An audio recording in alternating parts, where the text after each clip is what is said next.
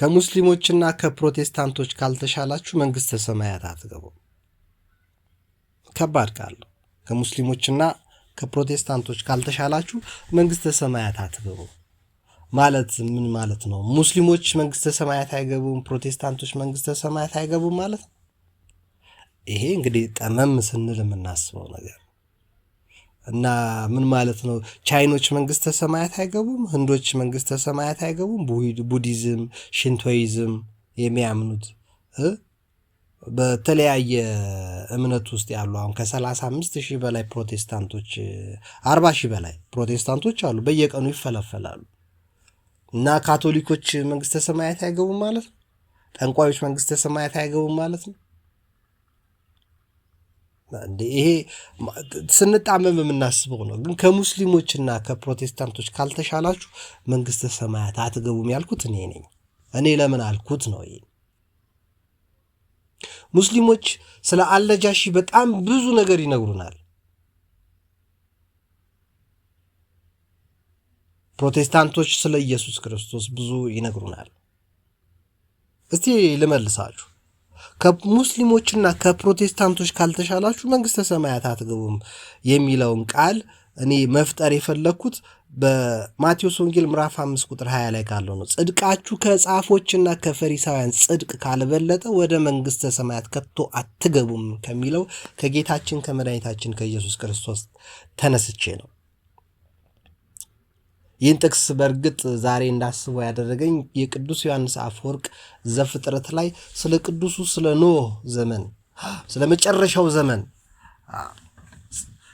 120 ቀን ከታገሳቸው በኋላ 100 ዓመታት ከታገሳቸው በኋላ መርከቡ ተሰርቶ ካለቀ በኋላ 7 ቀን ሰጥቷቸው በ7 ቀንም መጠቀም ካልቻሉ በኋላ ቅዱስ ዮሐንስ አፈወርቅ ይጠቅሳል።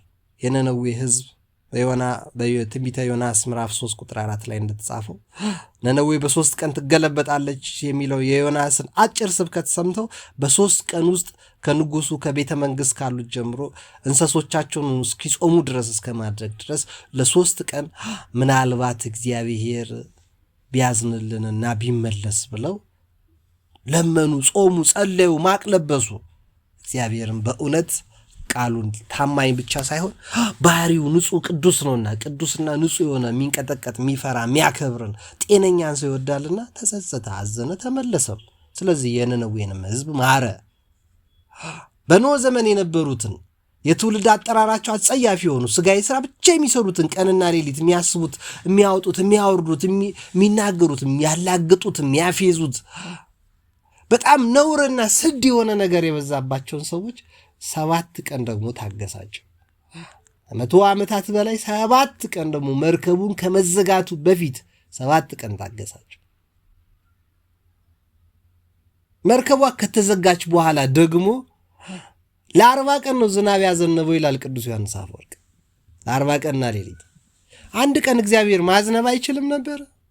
በጣም ብዙ እጅግ ጥልቅ የሆኑ ትርጉሞች እንዳሉት ከዘፍጥረት ምዕራፍ 6 ላይ ያሉ መልእክቶች እና ምዕራፍ 7 ሲጀምር እጅግ በጣም እያስደመመኝ ነው እየተማርኩት ያለሁት እና እኔን እንዲህ ደስ ያሰኘኝ የቅዱስ ዮሐንስ አፈወርቅ ትምህርት ነው። እኔን ደስ እንዳሰኘኝ እናንተንም ደስ ያሰኛችሁ። በእውነት የእግዚአብሔር ቃል ግሩም ነው። በእውነት ይጠቅማል። ብዙ ክፋቶቼን፣ ነውሮቼን በእውነት ብዙ ለንስሐ ወደ ንስሐ የሚመራ ጠማማ ጎኖችን ነው በገልጦ ያሳየኝ እና ወንድም እህቶቼ እናንተም ብትጠቀሙበት ብዬ የተወሰነ ቃል እግዚአብሔርን ለማካፈል ፈለግኩ። ዛሬ በምድራችን በኢትዮጵያ ላይ ብዙ ፕሮቴስታንቶች እና ብዙ ሙስሊሞች በጣም ብዙ ደስ የሚያሰኝ ስራ ለመስራት ጥረት እያደረጉ ነው። የአምልኮ ቦታዎቻቸው በዝተውላቸዋል፣ ሰፍተዋል። ሃይማኖታቸው በስነ ስርዓት እየተሰበከ ነው። አለባበሳቸው እያማረ ነው። ስርዓትና ወግ ለመያዝ ጥረት እያደረጉ ነው። እግዚአብሔርን ደስ የሚያሰኝ ስራ ለመስራት ሙስሊሞች እጅግ በጣም አድርገው እየጣሩ ነው፣ እየለፉ ነው። ኡስታዞቻቸው፣ ዑለማዎቻቸው፣ ሼሆቻቸው ሰባኪዎቻቸውና ዘማሪዎቻቸው መንዙማ የሚሆን የትኛው የሚሰብኩት በጣም ብዙ ሃይማኖታዊ ሚስጥሮች ለመስራት ጥረት እያደረጉ ነው። እንግዲህ እስልምና ኢትዮጵያ ውስጥ ከገባ ከ1000 ዓመት በላይ ነው። ከ1000 ዓመታት ያህል ያልሰሩትን አሁን በዚህ 100 ወይ በ100 ዓመት ሳይሆን በዚህ 80 ዓመት ውስጥ በጣም ከባድ ጥረት እየተደረገ ነው ከጣሊያን መግባት በኋላ። ምክንያቱም ልብ እናደርጋለን እኛ ምን ማለት ነው ታሪክ ስንጠቅስ ከሰማናቸው ነገሮች መካከል ጣሊያን አዲስ አበባ ስትገባ የመጀመሪያ ያደረገችው ስራ ምንድነው? የሳውዲ የመካ ተጓዦችን ስፖንሰር ማድረግ ነው። እስከዛሬ መካ እንዳይሄዱ ኦርቶዶክስ ቤተክርስቲያን የከለከለች ይመስል መካ ተጓዦችን ስፖንሰር አድርገዋል። መልካም ጥሩ። መስጊድ እንዲሰሩ አበረታተዋል። ይሄም መልካም ነው፣ ጥሩ ነው። አላህን እንዲያገኙት ከእግዚአብሔር ጋር እንዲነጋገሩ እንዲጾሙ እንዲጸልዩ ነው ወይስ ወንድማቸው እንዲያስቀኑትና እንዲበሳጨት ነው? ይሄ ሙስሊሞች መመርመር ያለባቸው ነው። ፕሮቴስታንቶች በዚህ 70 ዓመት ውስጥ በኢትዮጵያ ምድር እጅግ በየጊዜው ባገኙት አጋጣሚ ተሽሎክልከው እዚህ ደርሰዋል። በቀዳማዊ ኃይለ ሥላሴ ጊዜ በስነ ስርዓት የተጀመረው የፕሮቴስታንት እንቅስቃሴ አሁን እኔ የመሰረተ ክርስቶስና የቃለ ሕይወት ሲመሰረት ያሉት ዶክተር ተስፋጽዮን ደለሌ በአካል እንግዲህ አግኝቼ የማናገር እድሉ ነበረ። መጽሐፋቸውንም አንብቤያለሁ። ዝም ብዬ አይደለም እነግራችሁ። ስለዚህ የመሰረተ ክርስቶስ እሳቸው እድሜያቸው ወደ 84 ሆነኝ ነው ያሉኝ። በቀደም ዕለት አውርተን ቅርብ ጊዜ 83 84 ዓመታቸው ነው። የከምባታ ወይ የሀዲያ እዛ አላባ ጠምባሮ እዛ አካባቢ ተወላጅ ናቸው። አያቶቻቸው በእርግጥ የኦርቶዶክስ መሰረት ያላቸው ናቸው። እሳቸው ናዝሪት ሜኖናይት ባይብል አካዳሚ ላይ የመጽሐፍ ቅዱስ ትምህርት ተምረው ሜኖናይቶች መሰረተ ክርስቶስ ሲባሉ እማኝ ናቸው። ተሳትፈዋል፣ ያውቁታል። በመጽሐፋቸውም ጽፈውታል። ከእሳቸው የግድ መጠበቅ አይጠበቅብንም። የህይወት ታሪካቸውን ዶክተር ተስፋጽዮን ደለሌ ብላችሁ ፈልጋችሁ ማንበብ ነው። ከፕሮቴስታንቶች ከተጻፉ የህይወት ታሪኮች መካከል ጤነኛ መስሎ የሚሰማኝ የህይወት ታሪክ ነው። ምንም ትንሽ የተጋነነ ነገር ቢኖረው ለማለት ፈልጌ ነው። ዋናው ልነግራችሁ ወዳሰብኩት ነገር እንመለስ። ፕሮቴስታንቶች በዚህ 70 ዓመት ውስጥ እሳቸው ምንም ዶክተር ተስፋጽዮን ለምሳሌ ወርልድ ቪዥን ዳይሬክተር እያሉ ወሎ ውስጥ በ1977 ከላክናቸው ከ2000 በላይ የሆኑ ለድርቁ ያግዛሉ ብለን ከላክናቸው ሰዎች መካከል ሙሉ በሙሉ ፕሮቴስታንት እንዲሆን አድርገናል አሉ። ወሎ የላኩት ለምን? ከመርዳት ባሻገር የሃይማኖት ስራ እንዲሰሩ ስለተፈለገ ነው። ብዙ የፕሮቴስታንት ኤንጂኦዎች በጣም በዝተውልናል። ደስ ይላል። ደግ ስራ ለመስራት የሚናፍቁ ፕሮቴስታንቶች እጅግ ብዙ ናቸው። ኤንጂኦዎች የከፈቱ ያስፋፉ፣ በየቸርቾቻቸው እርዳታ የሚሰሩ በጣም ብዙ ናቸው። በሀገሪቷ ሰላም ለመፍጠር የእርቅና የሰላም ኮሚሽን ለመፍጠር የሚጥሩ በዚህ 70 ዓመት እኮ በጣም ብዙ ናቸው። እና ምን ለማለት ፈልጌ ነው፣ በፕሮቴስታንቱ አካባቢ መልካም ሐሳብ የለም፣ መልካም ስራ አይሰራም ለማለት አልፈልግም። አለ፣ በጣም መልካም ስራ ይሰራል። በሙስሊሙም መልካም ስራ ይሰራል። አሁን በሀገራችን ደግሞ እጅግ በጣም ፊት አውራሪ እየሆኑ ያሉት በጣም ትልልቅ ቦታ የያዙት ከፊት ለፊት ሆነው ተናጋሪ የሆኑት መሪ የሆኑት መልካም ስራ የሚሰሩ የሚመስሉን ሰዎች ፕሮቴስታንቶችና ሙስሊሞች ናቸው። እግዚአብሔር ይቀበልላቸው፣ በእውነት ጽድቃቸውን የህይወት ያደርግላቸው።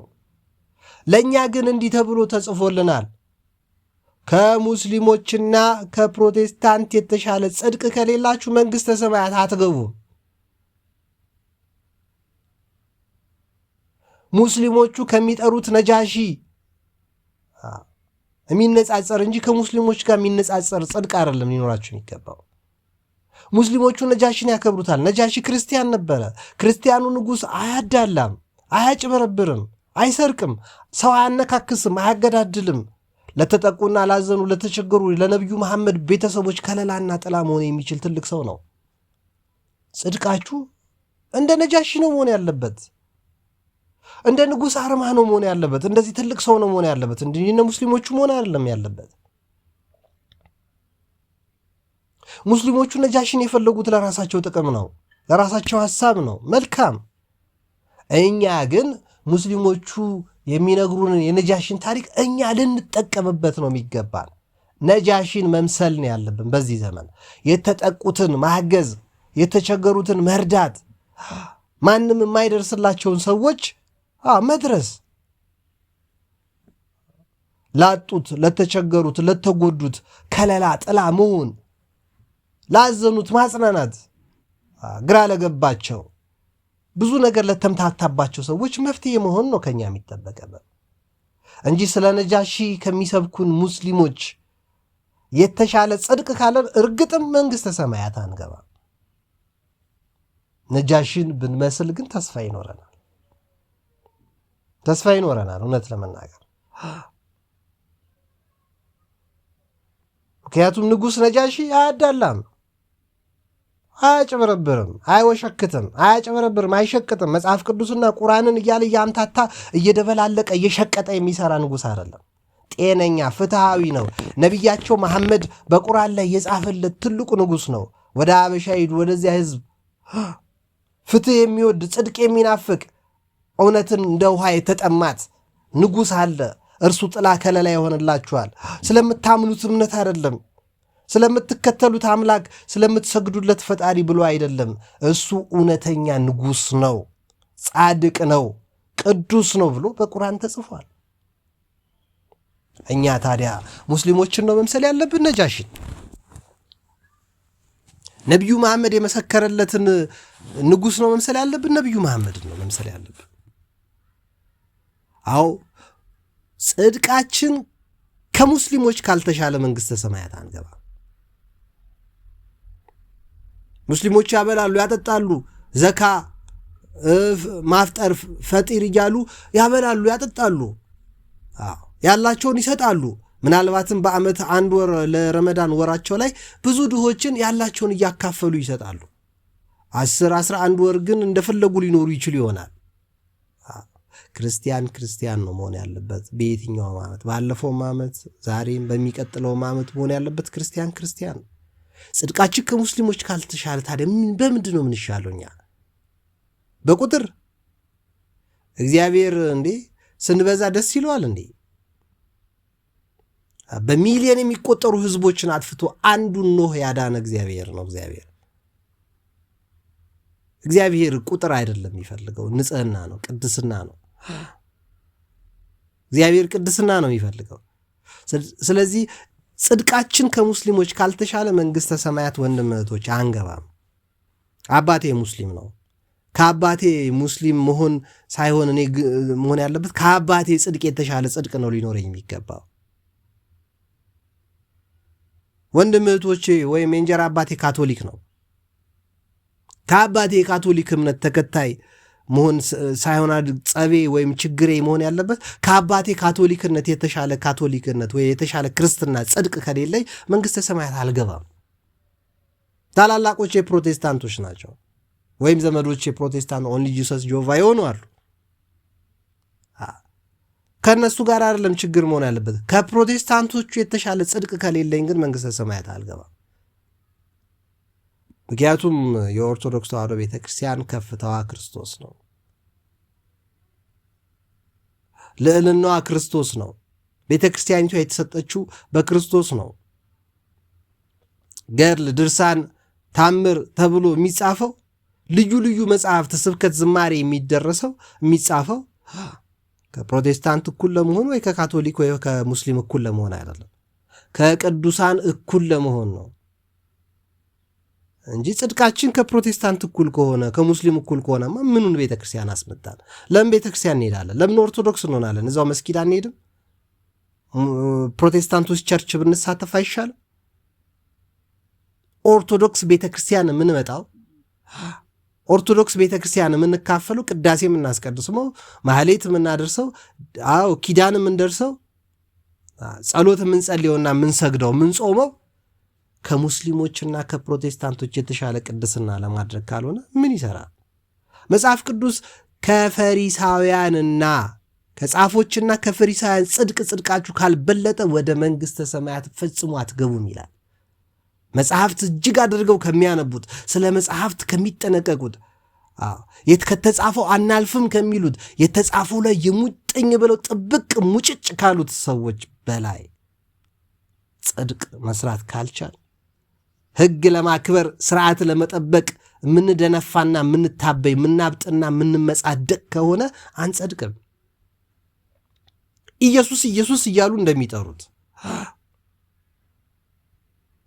እንደ ፈሪሳውያን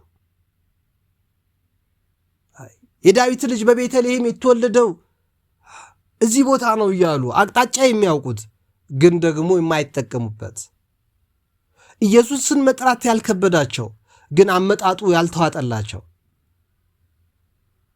ኢየሱስ ጌታ ነው ማለት ደስ የሚላቸው ከአመጽ ያራቁት ኢየሱስ የወደዳት እናቱን ኢየሱስ የተወለደባት እመቤቱን ልዕልቱን ገላውን የታቀፈችውንና የሳመችውን የወደዳትና የታዘለላትን እመብርሃን ቅድስት ድንግል ማርያምን ኢየሱስን ፈልገው ዳዊትን ከማህደሩ እንደሚይዙት አስማምተው እንደሚጠቀሙበት ኢትዮጵያን ሰይፍ ያለ ሰገባው እንደማይይዙት ጀግኖች ኢየሱስን ብቻ እንጂ ማደሪያውን አንፈልግም ከሚሉት ከፕሮቴስታንቶች የተሻለ ጽድቅ ከሌላችሁ አትድኑም አንድንም። ፕሮቴስታንቶች በእርግጥ ማደሪያዋን አንፈልግም ብለዋል። እንዴት ነው ያሉት? በተግባር ነው። እንዴት? እናታቸውን አያከብሩም፣ አባታቸውን አያከብሩም። ለእናት ለአባታቸው በስነ ስርዓት ክብር የላቸውም። ለቅዱሳን አይደለም የፕሮቴስታንት ችግር።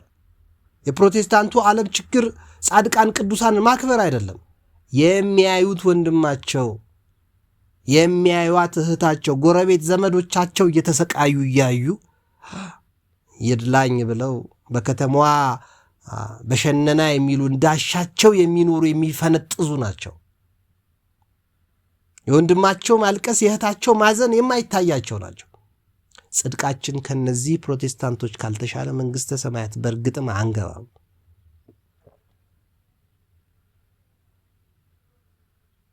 ጽድቃችሁ ከፈሪሳውያንና ከጻፎች ካልተሻለ ካልበለጠ ወደ መንግሥተ ሰማያት አትገቡም ያለን አምላካችን ኢየሱስ ክርስቶስ ነው። እጅግ በጣም ግሩም እና ድንቅ የሆነ ትምህርት ነው በእውነት የተላለፈበት። የሚወዷችሁንማ ብትወዱ ምን ዋጋ አለው? ፕሮቴስታንቶች ፕሮቴስታንቶችን ይወዳሉ፣ ሙስሊሞች ሙስሊሞችን ይወዳሉ፣ ያከብራሉ። ቀራጮች ይሄን ያደርጉ የለ እንኳን ፕሮቴስታንቶች እንኳን ሙስሊሞች ቀርቶ። ክርስትና ማብራት ነው። በሰማያት ላለው አባታችሁ ልጆች ትሆኑ ዘንድ ጠላቶቻችሁን ውደዱ፣ የሚረግሟችሁን መርቁ፣ ለሚጠሏችሁ መልካም አድርጉ፣ ለሚያሳድዷችሁ ጸልዩ። እርሱ በክፎችና በበጎች ላይ ፀሐይን ያወጣል፣ በጻድቃንና በኃጢአተኞች ላይ ዝናብን ያዘንባል። እናንተስ፣ እኔስ፣ አንቺስ እህቴ እንደ እግዚአብሔር ልብሽ ሰፊ ነው? ለመታረቅ ፈቃደኛ ነሽ? ከፕሮቴስታንት የተሻለ ለእርቅ ቀና አመለካከት አለን? ከካቶሊኮች የተሻለ፣ ከሙስሊሞች የተሻለ፣ ከጆቫ ከውን ልጅ አማኞች የተሻለ ዮጋ የተለያየ መንገድ እንከተላለን ከሚሉ ልዩ ልዩ መናፍስትን ከሚከተሉ ሰዎች የተሻለ ጽድቅ አለን? የሰማዩ አባታችሁ ፍጹም እንደሆነ እናንተም ፍጹማን ሁኑ ነው የተባለው። ወንድም እህቶች አስተውላችሁታል? በእርግጥም እውነት ለመናገር ጽድቃችን ዛሬ ካሉት ከፕሮቴስታንቶችና ከሙስሊሞች ካልተሻለ መንግሥተ ሰማያት ልንገባባት አንችልም። ሙስሊሞች እጅግ በጣም ያከብሩታል ነጃሽን። እኛ ደግሞ ነጃሽን ነው መምሰል ያለብን። እነሱ ይጠቀሙበታል፣ ነጃሽን ታሪክ ይጽፉበታል፣ ማተሚያ ቤት ከፍቶበታል፣ መጽሐፍ ይደርሳሉ፣ ብዙ መጽሐፍት ጽፎበታል። በነጃሺ ነጃሺ የሚባል ትምህርት ቤት ከፍተዋል። ነጃሺ የሚባል መስጊድ ተክለዋል። ነጃሺ የሚባል ብዙ ነገር አቋቁመዋል። እኛ እያንዳንዳችን እንደ ነጃሺ ድርጅት አይደለም ልንከፍት የሚገባን፣ እንደ ነጃሺ ልንኖር ነው የሚገባን። ምን አይነት ኑሮ? ጻድቅ ልንሆን ነው የሚገባን፣ ቅዱሳን ልንሆን ነው የሚገባን። እንደ ነጃሺ ሙስሊሞች የሚወዱትን መሆን ነው ያለብን። እኛ ሙስሊሞች እንደሚወዱት መውደድ አይደለም የሚጠበቅብን፣ እኛ መሆን ነው ያለብን።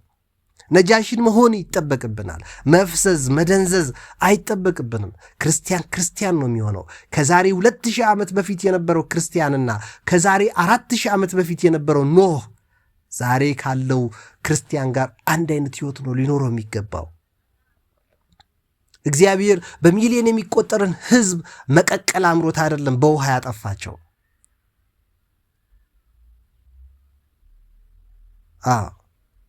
ሴም ካምና ያፌትን ራሱ ያዳናቸው ይላል ቅዱስ ዮሐንስ አፈወርቅ። አባታቸውን ኖህን የሚያከብሩ ስለሆኑ እንጂ እንደ አባታቸው ፍጹም ስለሆኑ አይደለም። አባታቸውን የሚያከብሩ ናቸው።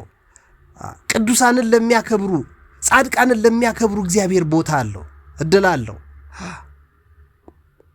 አዎ ሙስሊሞች ነጃሽን ያከብሩታል።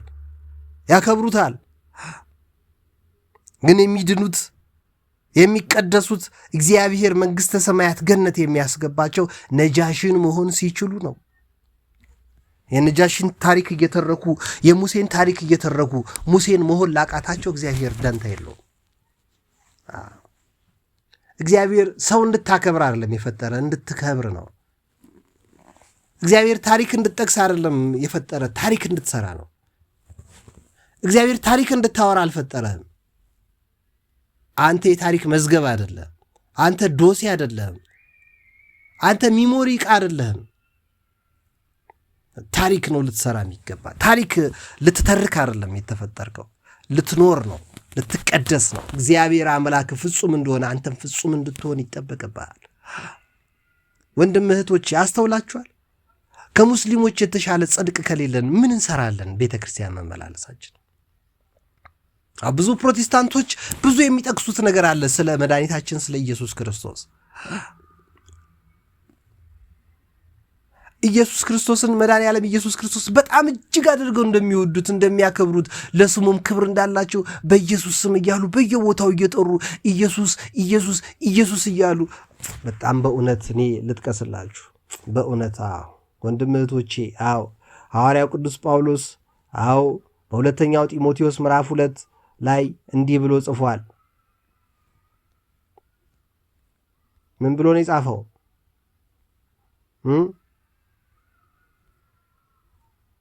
ምን ብሎ ነው የጻፈው? እስቲ ያስታውሳችኋል። የጌታን ስም የሚጠራ ከአመፅ ይራቅ። እንዲህ ነው የሚለው። ልክ አይደለም? የጌታን ስም የሚጠራ በሙሉ ከአመፅ ይራቅ። እንዲህ ነው በጢሞቴዎስ መልእክቱ ላይ የተጻፈው። ይሄ ነው። ኢየሱስ ስላልክ ኢየሱስ ስላልሽ አትድንም። የጌታን ስም የሚጠራ ሁሉ ኢየሱስ ጌታ ነው የሚል ሁሉ ይድናል ስላለ ነው አይደለም። ከአመፅ ራቅ። ከፕሮቴስታንት ተሻል። ከፕሮቴስታንት ካልተሻልክ መንግሥተ ሰማያት አትገባም። አትገባም። ፕሮቴስታንት መንግሥተ ሰማያት አይገባም እያልኩ አይደለም። የጌታን ስም የሚጠራ በሙሉ ግን ከአመፅ ከራቀ ይድናል። ፕሮቴስታንት ስለሆነ አይደለም፣ ይድናል። የሚድነው ምን ሲሆን ነው? ከአመፅ ከራቀ፣ ከክፋት ከራቀ፣ እርኩሰትን ከተጸየፈ፣ ጻድቅ ከሆነ፣ እግዚአብሔርን ደስ የሚያሰኝ ሕይወት በፊቱ ካለው ይድናል። ከክፉ የጎልማሳነት ምኞት ሽሽ። በንጹሕ ልብ ጌታን ከሚጠሩት ጋር ጽድቅን፣ እምነትን፣ ፍቅርን፣ ሰላምን አጥብቀህ ተከተል። ይህ ነው። ጌታ ለእርሱ የሆኑትን ያውቃል። የጌታን ስም የሚጠራ ሁሉ ከአመፅ ይራቅ የሚለው ማህተም ያለበት የተደላደለ የእግዚአብሔር መሠረት ቆሟል ይላል ሐዋርያው ቅዱስ ጳውሎስ በሁለተኛ ጢሞቴዎስ ምዕራፍ 2 ቁጥር 19 ላይ። የጌታን ስም የሚጠራው ሁሉ ከአመፅ ይራቅ። ወዳጄ፣ ጽድቅ ከፕሮቴስታንት ካልተሻለ መንግሥተ ሰማያት አትገባም። ፕሮቴስታንቶች የጌታን ስም በጣም ይጠሩታል። ከአመፅ ግን ላይርቁ ይችላሉ። ላይጾሙ ይችላሉ። ላይሰግዱ ይችላሉ። ላይጸልዩ ይችላሉ። ቅዱሳን ጻድቃን ላይዘክሩ፣ ገድል ድርሳን ላያነቡ፣ ቤተ ክርስቲያን ላይሄዱ፣ ላይጾሙ ይችላሉ። አንተ ከነሱ ይልቅ የጌታን የኢየሱስ ክርስቶስን ስም የምትጠራው በምንድን ነው? እየጾምክ እየጸለይክ እየጸገድክ ነው? ገድል ድርሳን እያነበብክ ቤተክርስቲያን እየተመላለስክ እያስቀደስክ ነው? ከነሱ ካልተሻልክ አንተ መንግሥተ ሰማያት አትገባም። እንዴት ትገባል?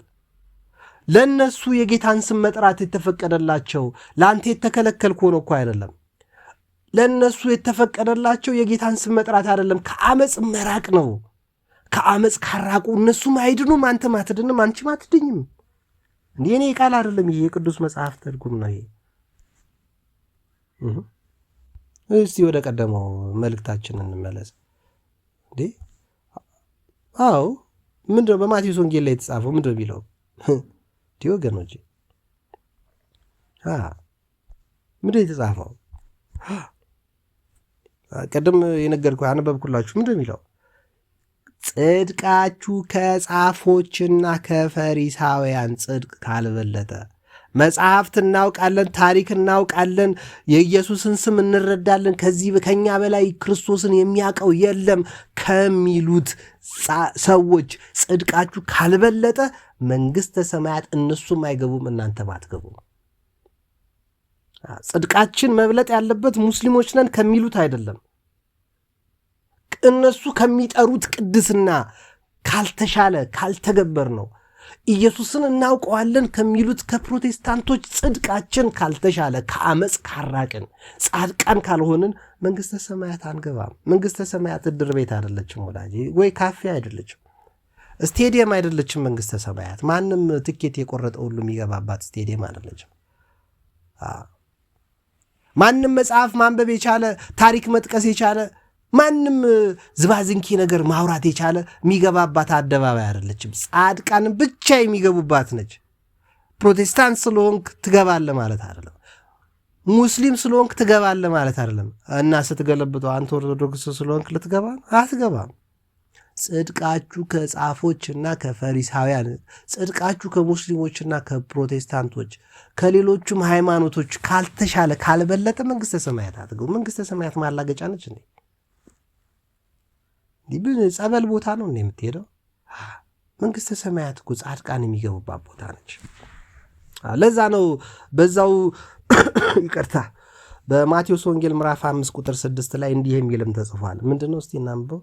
ጽድቅን የሚራቡና የሚጠሙ ብፁዓን ናቸው ይጠግባሉና የሚለውን ጥቅስ ቅዱስ ዮሐንስ አፈወርቅ ጠቅሶ ታገኘው። ኖህ ጽድቅን የተራበ ሰው ነው። ሚሊየን ሰዎች ኃጢአትን በተራቡባት ከተማ፣ ሚሊየን ሰዎች ሴት ባዩ ቁጥር ማመንዘር በናፈቃቸው ከተማ፣ ሚሊየን ሰዎች ወንዶቹ መልከስከስ ባማራቸው ከተማ፣ ሚሊየን ሰዎች ኃጢአትና ርኩሰት፣ መብላትና መጠጣት፣ መዝፈንና መደነስ፣ መጨፈርና ማቅራራት፣ መቀርሸትና አመፃን መስራት በናፈቁባት ከተማ ነፍሱን አስጨንቆ ጽድቅ ሲያደርግ የተገኘ ሰው አንድ ሰው ተገኝቷል፣ ኖህ የሚባል። በትውልዱ መካከል አንድ ጻድቅ እግዚአብሔር አግኝቷል። ያ ጻድቅ ባይኖር እግዚአብሔር እኛንም ባላዳነን ነበር። እዚህ ዘመንም ባልደረስን 2018 ዘመነ ማርቆስ ብለን ባልቆጠርንም ነበር ወገኖቼ። እግዚአብሔር ለኖህ የራራለት ኖህ የሚባል ሰው ስም ስላለው አይደለም። ደስ የሚል ሰው ስለሆነ፣ መልኩ ከሌሎቹ ሰዎች ስለተሻለ፣ ከሌሎቹ የተሻለ ቀንድ ስላለው፣ ወይ ማጅራቱ ስላበጠ፣ ወይ ክንፍ ስላለው አይደለም። ጻድቅ ስለሆነ ነው። ስላልተልከሰከሰ ነው። እርኩሰትን ስላልወደደ ነው። አመፃን ስላልወደደ ነው። ጽድቁ በዘመኑ ከነበሩት ሰዎች በሙሉ የተሻለ ነው። እግዚአብሔር በኖህ ደስ ተሰኝቷል። እግዚአብሔር በትውልዱ እንደተጸጸተው በኖህ ግን አልተጸጸተም። ኖህን የመሰለ ሰው በማግኘቱ ደስ ተሰኝቷል። ስለዚህም ነው መርከብን ስራ አለው። አንተና ቤተሰብ ትድናለህ። መርከብ እስክትሰራ ድረስ ሰርተ እስክትጨርስ ድረስ ህዝቡ ከተመለሰ እሰየው አድነዋለሁ፣ ካልሆነ ግን አጠፋዋለሁ። እኔ ወንዶችን ለዚህ አልፈጠርኩም፣ ሴቶችን ለዚህ አልፈጠርኩም፣ አጠፋለሁ ብሏል። ጠርጋታለሁ፣ ምድርን አጥባታለሁ ብሏል እግዚአብሔር። አስቀድሞ ነው የተናገረው እግዚአብሔር። አቤት ዛሬ ስንታችን ብዙ ሰባኪያን፣ ስንት ሰባኪ ተነገረ። ከሙስሊሞች መሽተሻል፣ ከፕሮቴስታንቶች መሽተሻል። ኦርቶዶክስ በመሆን ይዳናል እንዴ? ይዳናል እንዴ? ኦርቶዶክስ ነኝ በማለት ይጸደቃል እንዴ? እንደውም ክርስቶስ በአንድ ቦታ ምን ይላል? በመጨረሻው ዘመን ቀራጮችና አመንዝሮች መንግሥተ ሰማያት በመግባት ይቀድሟቸዋል ብሏል። እናንተ ሙስሊም፣ ኦርቶዶክስ፣ ካቶሊክ፣ ፕሮቴስታንት እያላችሁ ስትፈራገጡ አመንዝሮች፣ ሱሰኞች፣ ቃሚዎች፣ ጠጮች፣ ሰካራም ያላችኋቸው ጠቅላላ መንግስተ ሰማያት በመግባት ይቀድሟቸዋል ተብሎ ተጽፏል።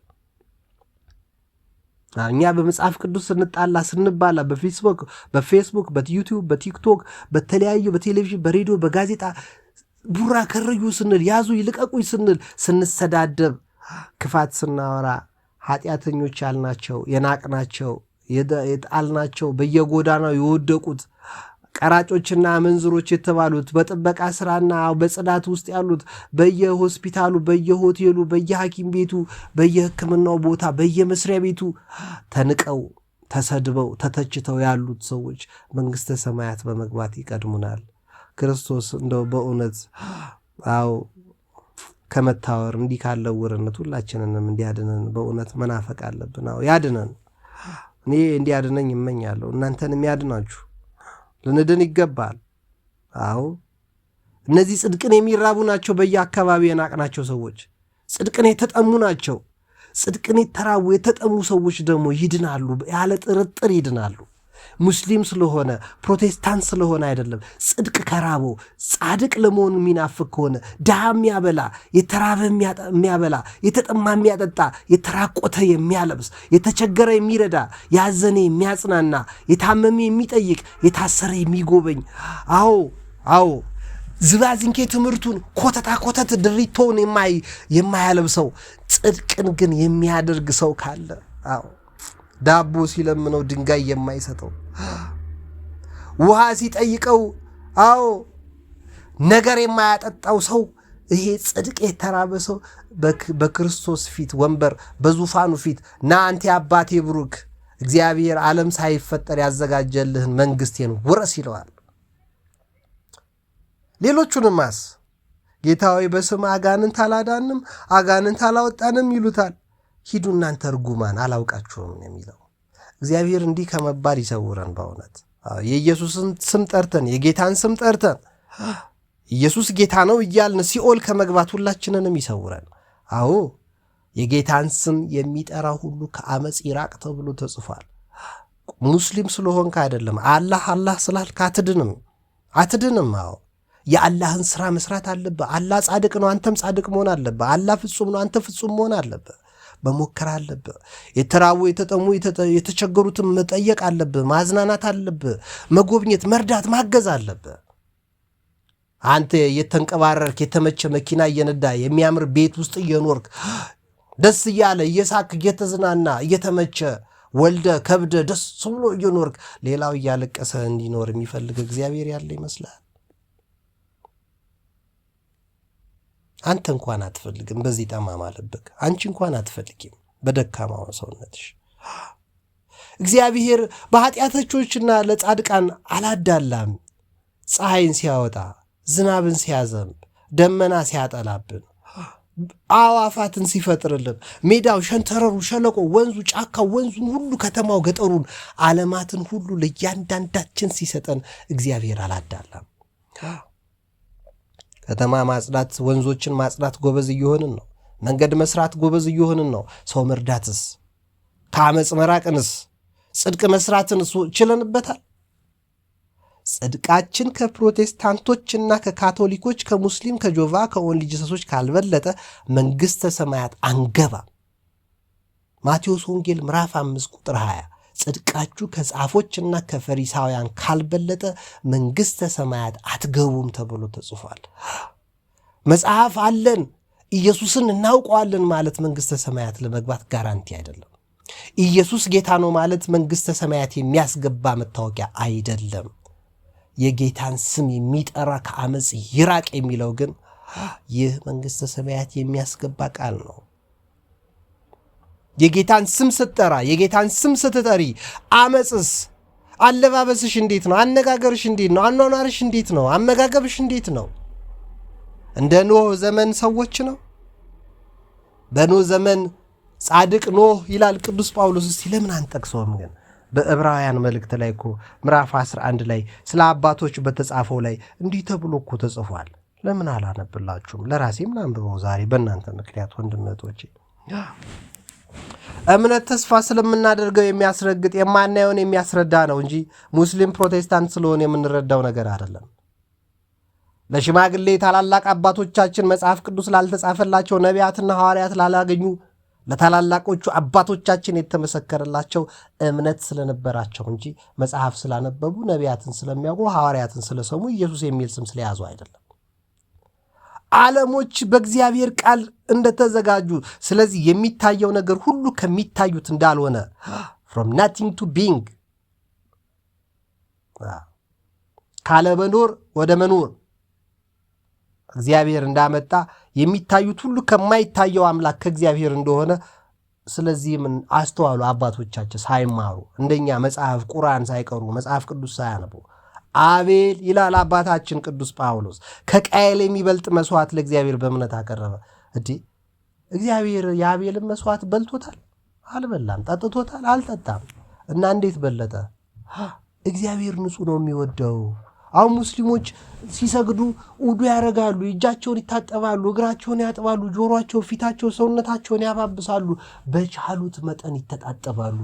እና ጽድቅ የፊት እናንተ ፈሪሳውያን የወጩትን ውጭ የምታጠሩ ውስጣችሁ ግን የተለሰነ መቃብር የሚመስል ክፋትና ርኩሰት የሞላባችሁ ንቀትና ምቀኝነት፣ ስድብና ተንኮል፣ ስግብግብነትና ነውር የሞላባችሁ አመንዝራዎችና ልክስክሶች ሆናችሁ የወጭቱን ውጭ የምታጠሩ ውጭውን የምታጥቡ ውስጡ የሸተተ የበሰበሰ የገማ የሆነባችሁ መንግሥተ ሰማያትን የማትወርሱት እናንተ ናችሁ።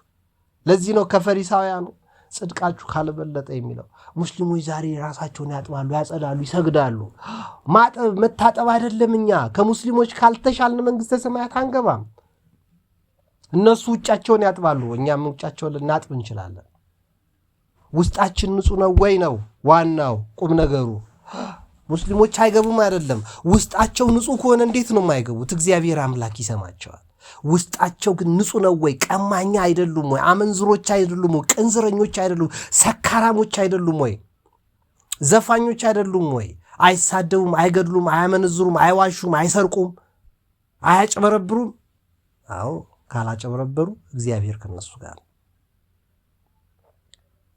ዛሬ ፕሮቴስታንቶች የጌታን ስም ለመጥራት ይጮሃሉ፣ ይጣራሉ። በየአደባባዩ፣ በየቴሌቪዥኑ፣ በየሬዲዮ፣ በየጋዜጣው፣ በየቲክቶክ፣ በየዩቲዩብ፣ በየፌስቡኩ የጌታን ስም የሚጠራ ግን ከአመፅ ይራቅ ተብሎ እንደተጻፈ አልገባቸውም ብዙዎቹ።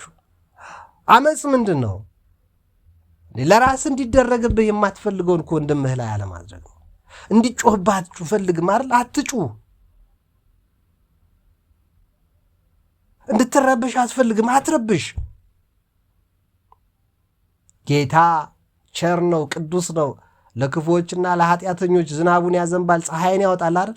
አንተ ምርዳ ለጴንጤ ጴንጤ እያልክ አውቃለሁ እኔ እንዴ አባቴ ጴንጤ ስላልሆነ ብሎ አባቱን የማይረዳ ጴንጤ እንዴ ፓስተር ዳዊት ሳለ አይደል እንዴ በራሱ በቴሌቪዥኑ የሰበከው አባቴ ከኢየሩሳሌም እንትን አምጣልኝ አለ ብሎ።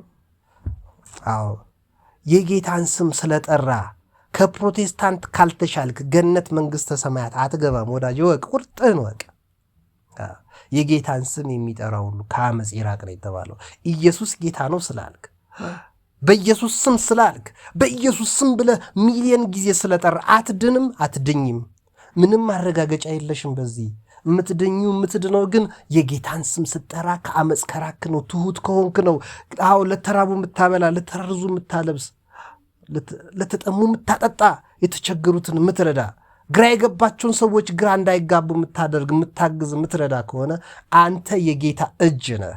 አንተ የጌታ ዓይን ነህ። ከአንተ ጋር ጌታ ይኖራል። ጽድቅን የሚራቡ እና የሚጠሙ ብፁዓን ናቸው። ለምን? ይጠግባሉ። የጌታን ስም የሚራቡ አይደለም የሚጠግቡት፣ ጽድቅን፣ ንጽህናን፣ ቅድስናን የሚራቡት ይጠግባሉ። ጻድቁ ክርስቶስ ነው። አቤል ከቃየል ይልቅ የሚበልጥ መስዋዕት ለእግዚአብሔር በእምነት ነው ያቀረበው። አየህ፣ አጣጠበ፣ ንጹህ መስዋዕት አቀረበለት። ልቡ ንጹህ ነው። ስለዚህም እግዚአብሔር ወደ አቤልና ወደ መስዋዕቱ አየ። በዚህም እግዚአብሔር ስለ ስጦታው ሲመሰክር ጻድቅ እንደሆነ ተመሰከረለት። ሞቶ እንኳን ሳለ በመስዋዕቱ እስካሁን ድረስ ይናገራል። ሄኖክ ሞትን እንዳያይ በእምነት ተወሰደ። ሄኖክ አልበሰበሰም ወዳጄ። በሰበሰ የሚሉ አንዳንድ የተሐድሶ አይነት አካሄድ ያላቸው ስለ ድንግል ማርያም ግራ የገባቸው ሰባኪያን ኦርቶዶክሳውያንም እየተፈጠሩ ይቅርታ የበሰበሰ አቤት እመቤታችን ምኑን ነው የምናወራው? ሄኖክ ሞትን እንዳያይ በእምነት ተወሰደ።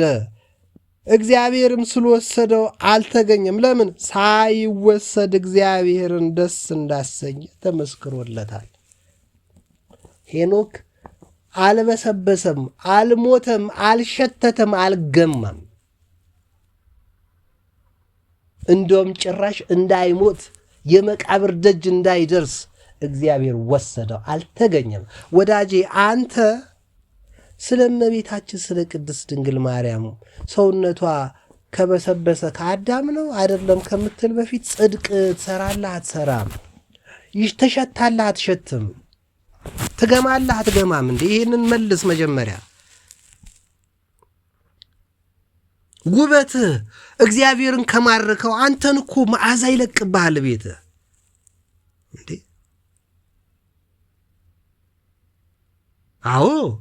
አዎ እንዴ ወልውለኸዋል ሰውነትህ። በጾም ነፍስ ደስ ብሏታል። ነፍሴን በጾም አደከምኳት፣ ስጋዬም ቂቤ በማጣት ከሳ አለ ነቢየ እግዚአብሔር ቅዱስ ዳዊት። ይህ ዳዊት ምን አለ? ሊተሰይሄ ይሰኒ ተሊወ እግዚአብሔር ወትውክልትየኒ አለ። ለእኔስ ግን ወደ እግዚአብሔር መሄድ ይሻለኛል፣ መታመኛዬም እርሱ ነውና አለ። ወዳጅ አስተውለሃል? አንተ መታመኛህ ምንድን ነው? መዓዛህ ምንድን ነው? ውበትህ ምንድን ነው? ሽቶህ ማን ነው? ክርስቶስ ነው። ጽድቅ ትሸታለህ ወይስ ስለ መበስበስና ስለ አለመበስበስ እያወራህ ነው? አዎ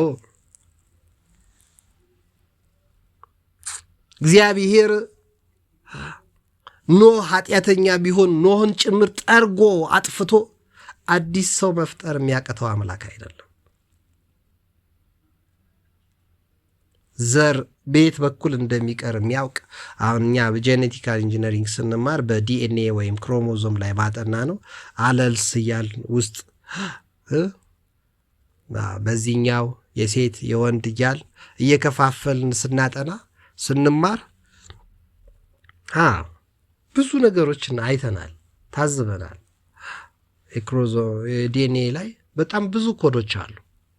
በእርግጥ ሳይንስም ያልገባው እስካሁን የተወሰኑ ነገሮች አሉ። ቢያንስ ሳይንስ ነፍስን አያውቅም። ዲኤንኤን ማጥናት ችሏል። አንተ ዲኤንኤ ብቻ የምታውቅ ከሆነ ከእንስሳ አትሻልም። ዋናው ክርስትና እኮ የሚባለው ምንድን ነው? ዲኤንኤን ማወቅ እኮ አይደለም። ጄኔቲክ ኢንጂነሪንግ ማወቅ እኮ አይደለም ክርስትና። ጻድቁን እግዚአብሔርን ሰውን ዲኤንኤ እንዲኖረው አድርጎ የፈጠረውን አምላክ ማወቅ ነው ክርስትና። የሚታየውና የማይታየውን እንዲህ ነፍስ የለህም እንዴ? ሳይንስ ስለ ነፍስ አያውቅም፣ አልተማርንም እኛ። ጽድቅን የሚያደርግ በእግዚአብሔር ፊት ይወደዳል። ስለ ጽድቅን የሚራቡና የሚጠሙ ብፁዓን ናቸው ዘብሎ ዝም ብሎ አልተጻፈም። ከአዳም ጎን ሔዋንን ሲፈጥር ለእግዚአብሔር ያማከረው የለም። ከድንግል ማርያም እንዴት ክርስቶስ መውጣት እንዳለበት የሚያውቅ ራሱ እንጂ አንተ አይደለም። አንተ የት የምታውቀውን ነው? ለአንተ በሚገባ መልኩ እመቤታችን ቅድስት ድንግል ማርያም ከቅዱስ ገብርኤል ጋር ለአንተ ለእኔ ለአንቺ በሚገባን መልኩ ወንጌል ተጻፈልን እንጂ የት ታውቀዋለህ? የታየኸው የመጸነሱን ነገር ምን ታውቃለህ? የድንግል ማርያም ንጽሕናዋ የት ታውቀዋለህ አንተ? ጽድቃችሁ ከፕሮቴስታንቶችና ከሙስሊሞች ካልተሻለ በእርግጥም መንግሥተ ሰማያት አትገቡ። አዎ ጽድቅ መራብ አይደለም። ጾም መራብ እኮ አይደለም። ስግደት ማለት እኮ ጉልበት ማድቀቅ አጥንት መስበር አይደለም።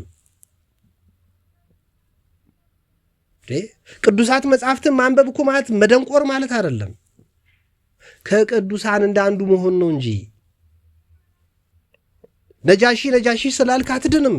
ነጃሺን ስለሆን ከሆንክ ግን ነጃሺን ከበለጥክ ግን ከናጃሺ ጋር የሚመሳሰል ጽድቅ ካለ ግን ትድናለህ።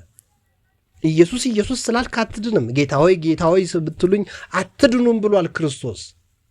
እናንተ ርጉማን አላውቃችሁም እላችኋለሁ ብሎ ጽፏል። ስለዚህ ወዳጄ ሄኖክ ሞትን እንዳያይ በእምነት ተወሰደ። የበሰበሰ ሥጋ ለብሶ ነው ሞትን እንዳያይ ተወሰደ። አዎ አንዳንድ ኦርቶዶክስ ተሐድሶ ነን የምትሉ ሰዎች ግራ ባትጋቡ ጥሩ ነው። አንዳንድ አላጋጮች አሉ። ጥንተ አብሶ ይሄ ቆሻሻ የሆነ ትምህርት ለማውራት ጥረት የሚያደርጉ ሰዎች አሉ። እግዚአብሔር ከዚህ ድንጋይ ሰው ሊፈጥር እንደሚችል አታውቅም? አንተ ከምታየው እንጨት ሰው ሊፈጥር ይችላል። እግዚአብሔር ከምንም ሰው ማምጣት ይችላል። ያልገባህን ነገር አታውራ፣ አትዘባርቅ። ስለ ድንግል ማርያም ብዙ ነገር አታውቅም። የኢትዮጵያ ኦርቶዶክሳዊ ተዋሕዶ ቤተክርስቲያን ጥንቅቅ አድርጋ ቅዱስ የሆነ ትምህርት አስተላልፋ እዚህ ያደርሳለች። አባቶችን ቀቅለ ብላቸው አሉኝ የምትላቸውን እዛው ይዘ መዞር ትችላለህ። ተሸክመ ዙር።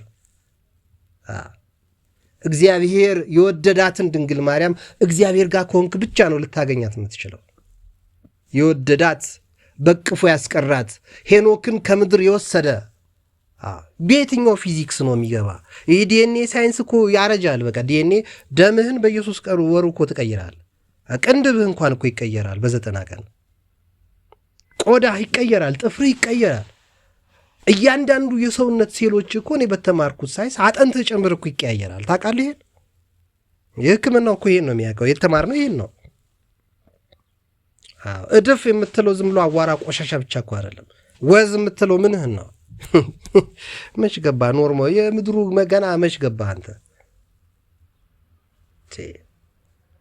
ስለ መበስበስ ለማውራት መጀመሪያ ስለ መበስበስ ማወቅ አለብህ።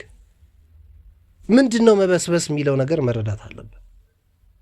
ሳይንስ ስለ መበስበስ ያለው እውቀት በጣም ደካማ ነው። ስለ በደል ስለ ኃጢአት ያለው እውቀት በጣም ደካማ ነው።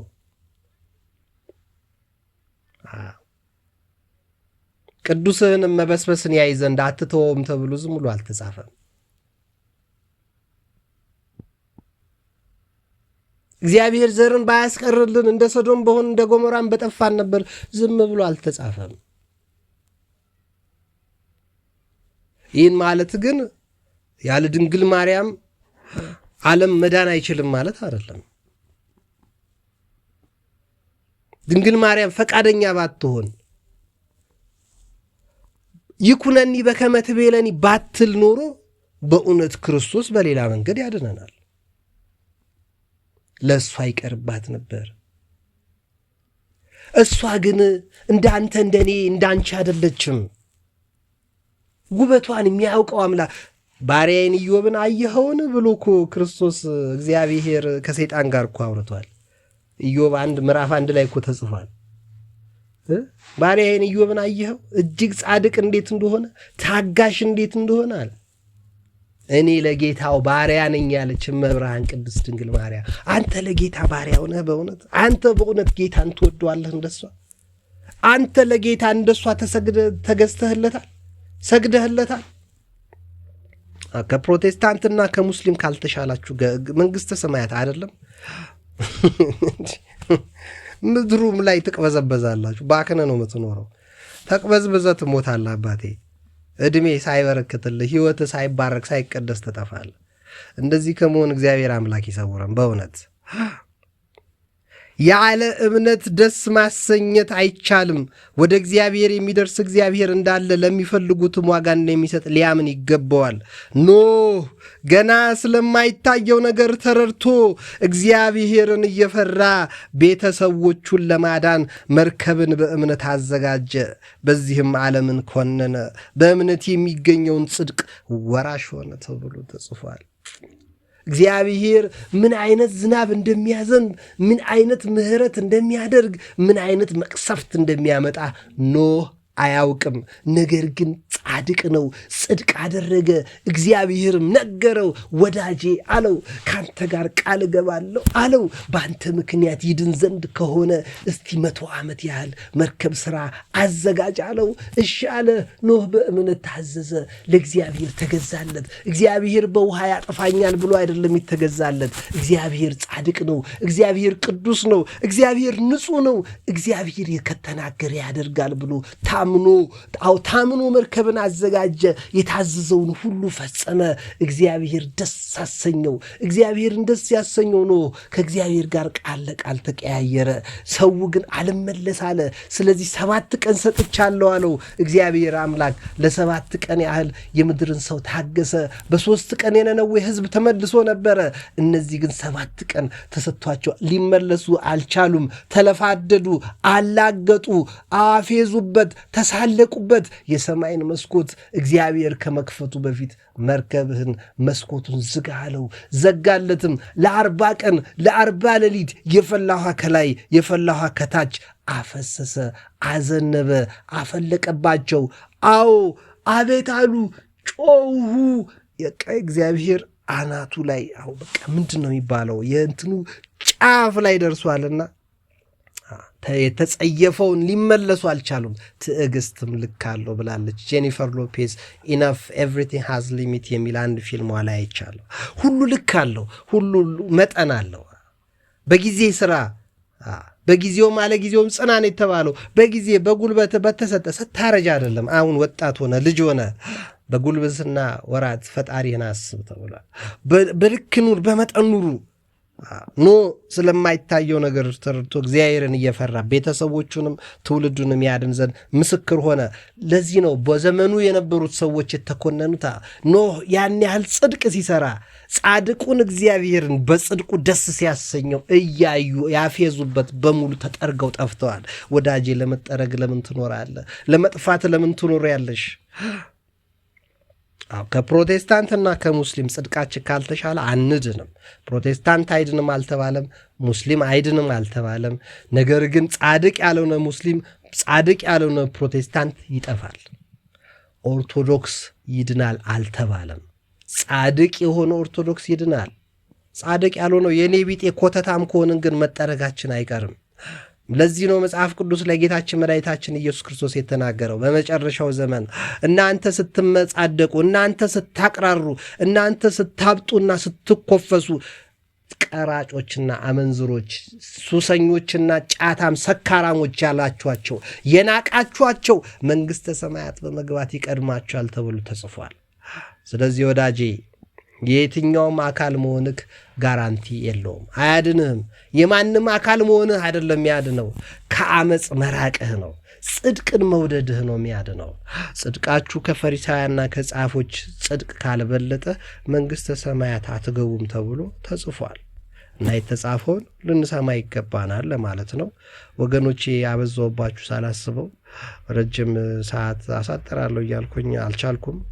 ምንም ማድረግ አልቻልኩም። ያው እንግዲህ ወገኖች ግን እንደዚህ አይነት ትምህርት የሚያስፈልገን መስሎ አይሰማችሁም? አዎ አይመስላችሁም? እኔ ይመስለኛል። እንደዛ ነው። ምንድነው የተባለው? ከጽድቃችሁ ከፈሪሳውያንና ከጻፎችና ከፈሪሳውያን ጽድቅ ካልበለጠ መንግሥተ ሰማያት ከቶ አትገቡም አለ። መጨረሻ ላይ ምን እንዳለ ታውቃላችሁ? ይህ ማቴዎስ ወንጌል ምዕራፍ 5 ቁጥር 20 ላይ ነው። ቁጥር 48 ላይ ግን ምናለ? የሰማዩ አባታችሁ ፍጹም እንደሆነ እናንተም ፍጹማን ሆኑ ነው የሚለው። እግዚአብሔር አምላክ ይርዳን። በርቱ ወገኖች፣ በርቱ። አትመጻደቁ፣ አታቅራሩ። እንደ አባታችን እንደ ኖህ በዘመናችሁ ክፋትን ለመስራት አታስቡ። እርኩሰት ላይ አትመጻደቁ። እንዴ አዎ በቃ አባታችን ኖህ ትውልዱን ኮንኖታል። ጻድቅ ሆኖ ቅዱስ ሆኖ ልጆቹን ቤተሰቡን በንጽህና በማስተዳደር ሁሉም ሰዶባዊ ነው፣ ሁሉም ልቅ ነው፣ ሁሉም ስድ ነው፣ ሁሉም ልክስክስ ነው ብሎ አልፈራም፣ አልተጨነቀም። አዎ የራሱን ዛሬ ፕሮቴስታንት ሁሉ እርኩስ እኮ አይደለም እንዴ? እና የለ ስንት በእኛ አጠገባችን የሚሻሉ ስንት ፕሮቴስታንት የለም? ዛሬ ሙስሊም ሁሉ ቆሻሻ ነው እንዴ? ስድ ነው እንዴ? አይደለም። ስንት ሙስሊም ብርቱ የሆኑ ጎበዝ የሆኑ ቅዱሳን የሚመስሉ ስንት ሙስሊሞች የሉም? እናውቃለን እኮ። ስንት ጆቫ፣ ስንት ኦንሊ ጂሰስ፣ ስንት ካቶሊክ እርኩስ ነው አይደለም እንዴ? አሉ። ከነሱ ካልተሻልን ታዲያኛ ምንድን ነው መጨረሻችን? ጽድቃችሁ ከጻፎችና ከፈሪሳውያን ካልበለጠ አትድኑም ተብሏል። ከፕሮቴስታንት ከሙስሊም የተሻለ ጽድቅ ካላሳየን፣ ሙስሊሞች ለመስገድ እንደሚጥሩት ለመተጣጠብ እንደሚያደርጉት እላያቸውን ለማጥራት እንደሚጥሩት ውስጣችን ንጹህ ካልሆነ እግዚአብሔር በላይክ የሚሽታለል ሰው ይመስላል እንዴ? ሰው ፊትን ያያል፣ እግዚአብሔር ግን ልብን ያያል ተብሎ ለሳሙኤል እንደተነገረው አታውቁም? እናውቃለን ወገኖቼ። እንመለስ። ፕሮቴስታንቶችና ከሙስሊም እንሻል። እነሱ እንደተነገራቸው እንደየሃይማኖታቸው የሚችሉትን ያድርጉ። እግዚአብሔር ለእነርሱ የሚሆን ማዳን ያዘጋጃል። እነርሱም ጻድቅ ሆኑ፣ እነሱም ቅዱስ ከሆኑ ያድናቸዋል። እግዚአብሔር ጻድቅ ነው። እግዚአብሔር ቅዱስ ነው። ኦርቶዶክስ ስለሆንክ የሚያዝን፣ ድሃ ስለሆንክ የሚራራ፣ ሀብታም ስለሆንክ የሚፈራ አምላክ አይደለም። እግዚአብሔር ጻድቅ ከሆንክ፣ ቅዱስ ከሆንክ፣ ንጹሕ ከሆንክ ለአንተ ይቆረቆራል፣ ያዝንልሃል፣ ይራራልሃል። ማንም የፈለገውን ቢዶልት ያድንሃል ለማለት ነው። መጨረሻችንን ያሳምርልን። አትጥፉ። ይመቻችሁ። መልካም ጊዜ ይሆንላችሁ ወዳጆቼ።